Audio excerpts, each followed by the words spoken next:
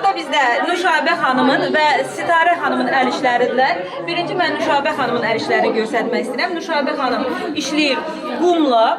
Burada rəngli qumlar işləyir. Bu işlərində burada görmək olar.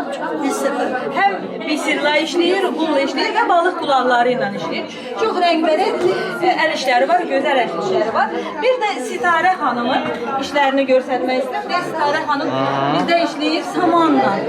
Çox maraqlı bir işlərdirlər. Samanla işləyir Sitarə xanım. Özləri də öz əl işlərindən biraz danışarlar. Buyurun, Zəhmət xanım. Biz əslən Kəlbəcərdənik. Gəl bura balaş.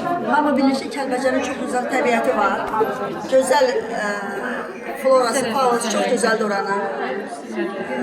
İndi əlimiz çatmadığı üçün o gözəlliklərə Bakıda olan, tapdığımız nə varsa onunla bu gözəlliyi yaratmaq istəyirik. Nə dərəcədə nail oluruq onu mən deyə bilmirəm. Məsəl üçün biz balıq qulağıyla uzun müddət işləmişik, muncuqlarla, qumla bacım işləyir və mən samanla, son dövrdə samanla başladım işləməyə. Bu ipək tikmələrə oxşuyur samanla işləyəndə. Bizim nənələrimiz gözəl tikənlər, toxuyanlar olublar. İndi bacardığımızı düzəldirik, uşaqlara da çatdırıb, mənim şagirdlərim olub. İdrak liseyində işləmişəm, Evrikada işləmişəm, 3 nömrəli uşaq evində işləmişəm ki, o uşaqlara öyrədim bacardıqlarımı. Mən özüm indi işləyirəm, muzeydəyəm, təhsil muzeyində. Bacım işlə bir təqaüddədir. Yəni, bacardığımızda boş vaxtlarımızı səmərəli keçirmək üçün bu işləri görürük. Hər halda gözəllik yaratmağın özü bir gözəl bir şeydir. İnsan gözəllikdən zövq alır. Mən bir dəfə bir metodik tövsiyə demişdim ki, məktəblərdə riyaziyyatı, ədəbiyyatı, fizikan, kimyanı üstün bilirlər.